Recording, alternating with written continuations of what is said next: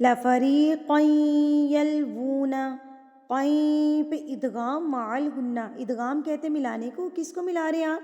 دو زبر کو یا کے ساتھ ملا رہے ہیں، تو دو زبر کو جب یا سے ملائیں گے یعنی کہ تنوین کو جب یا سے ملائیں گے تو غنہ کے ساتھ ملائیں گے، تو ملانا کیا ہوا؟ ادغام، اور غنہ کے ساتھ مع الغنہ، تو ادغام مع الغنہ، جب آپ نے تنوین کو یا نون ساکن کو یا سے ملایا تو غنہ کر کے ملائیں گے، تو اس کو کہتے ہیں ادغام مع الغنہ۔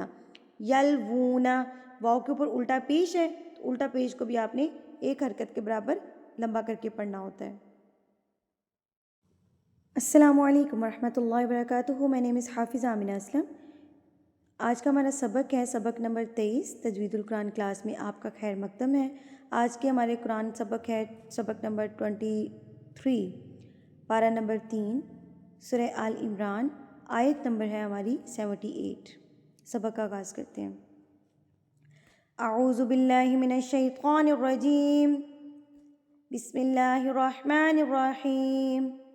وَإِنَّ، نون کے اوپر تشدید، پچھلے سبق میں بتا چکی ہوں کہ نون مشدد کو آپ نے گنہ کر کے پڑھنا ہوتا ہے۔ وَإِنَّ مِنْهُمْ، منہم پہ اظہار ہو رہا ہے، یہ بھی ہم سبق نمبر 21 میں پڑھ چکے ہیں کہ اظہار کیا ہوتا ہے اور کیسے پڑھنا ہوتا ہے۔ یہاں پر میں تھوڑا سا بتا دیتی ہوں کہ منہم یعنی کہ نون کو ظاہر کر کے پڑھنا ہے، منہم لفریقین، یہاں پر آپ نے ادغام کرنا ہے، ادغام کہتے ہیں ملانے کو، کس کو ملانے کو؟ دو زبر، دو زیر اور دو پیش کو کہتے ہیں تنوین اور نون ساکن۔ تنوین اور نون ساکن کے بعد اگر حروف یرملون یا را میم لام واو نون یرملون میں سے کوئی حرف آ جائے تو وہاں پر ادغام کیا جاتا ہے، یعنی کہ ملا کے پڑھا جاتا ہے، اور اگر یا میم واو اور نون آ جائیں گے تو غنہ کے ساتھ ملائیں گے، اور اگر لام اور را آ جائیں گے تو بغیر غنہ کے ملائیں گے۔ تو آگے جا کے آپ کو میں بغیر غنہ کی، بلا غنہ کی مثال بھی بتاؤں گی۔ یہاں پر ہمارے پاس ہے ادغام مع الغنہ، ادغام مطلب ملانا، کس کو ملانا؟ تنوین کو یا سے ملایا، مع الغنہ غنہ کے ساتھ ملایا، تو قین، ناک میں آواز چلی گئی، غنہ کے ساتھ ملا رہی ہوں میں، قین، اس کو کہتے ہیں ادغام مع الغنہ۔ قین یلوون، الٹا پیش ہے تو الٹا پیش کو آپ نے ایک حرکت کے برابر کھینچ کے پڑھنا ہوتا ہے۔ یہاں پر اسٹوڈنٹس کو لمبا نہیں کرتے اور او کی ساؤنڈ دے رہے ہوتے ہیں، یہ او نہیں ہے، واو الٹا پیش وو ہوتا ہے، وو۔ یلوون السنتہم بالکتاب لتحسبوہ من الکتاب وما ہوا من الکتاب۔ جب آپ نے یہاں پر وقف کرنا ہے تو یہ زیر جو ہے جزم میں تبدیل ہو جائے گی، تو جب با کے اوپر اس طرح کی علامت آ جاتی ہے جزم کی تو وہاں پر قلقلہ کر کے پڑھا جاتا ہے، اس کو ہلا کے تھرتھراہٹ سے پڑھا جاتا ہے۔ کتاب، ب، ٹھیک ہے، ہلا کے پڑھنا ہے۔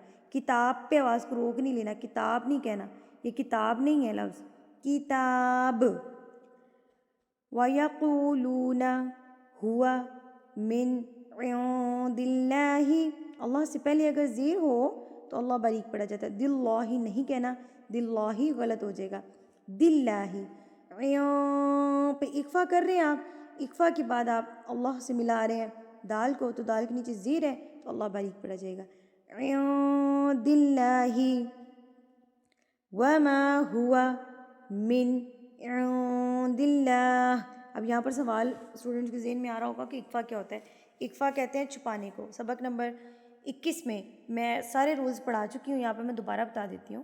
حروف اکفا جو ہیں وہ کتنے؟ 15 ہیں۔ کون کون سے ہیں؟ آپ حروف حلقی، حمزہ، ہا، عین، ہا، غین، خا کو بھی نکال دیں، یرملون کو بھی نکال دیں حروف ترجیح میں سے، باقی کے جو 15 حروف بچتے ہیں وہ حروف اکفا کہلاتے ہیں۔ اگر نون ساکن اور تنوین کے بعد حروف اکفا میں سے کوئی حرف آ جائے تو وہاں پر نون ساکن اور تنوین کی آواز کو ناک میں چھپا لیا جاتا ہے۔ عند اللہ، اکفا کرتے کیسے ہیں وہ میں نے سبق نمبر 21 میں بڑے اچھے طریقے سے سمجھایا ہے، آپ سب اس سبق کو لازمی دیکھیے گا۔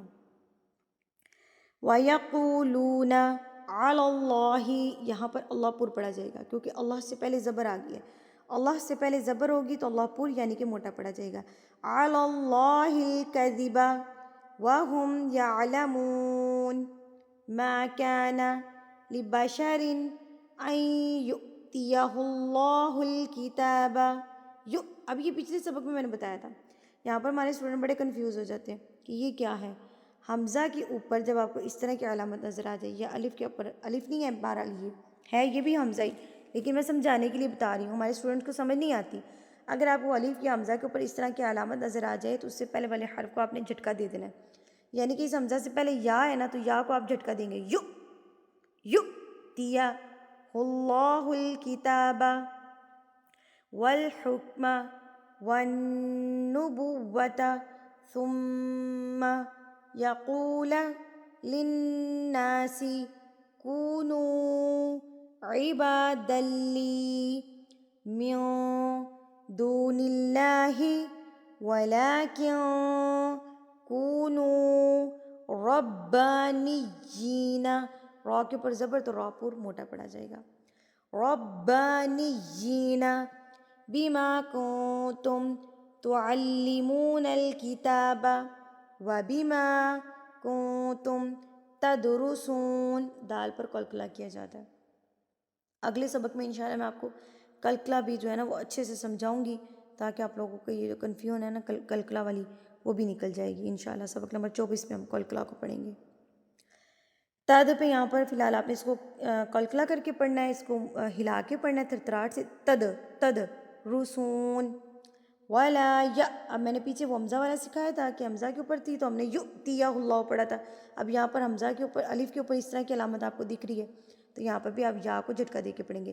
یأمرکم ان تتخذوا الملائکۃ والنبیین اربابا. یہاں پر ہم نے وقف کرنا ہے. وقف کس کو کہتے ہیں؟ سٹاپ کو. یہاں پر ہم نے سٹاپ کرنا ہے. سٹاپ کیسے کریں گے؟ دو زبر کو ایک الف پڑھیں گے، با بن نہیں پڑھیں گے، با. ایامرکم بالکفر بعد اذ انتم مسلمون. اچھا یہ جو میں بالکفری ابھی پڑھا رہی تھی تو میرے ذہن میں آیا کہ یہاں پر اسٹوڈنٹس کو یہ نہ لگے کہ یہ حمزہ جو یہ جو جزم ہے، یہ جو آپ کو جزم کی علامت نظر آ رہی ہے یہ الف کے اوپر ہے. یہ الف کے اوپر نہیں ہے، یہ لام کے اوپر ہے. یہ بالکفری ہے نا، لام کے اوپر ہے. با لام زیر بل ہے، بالکفری. ٹھیک ہے.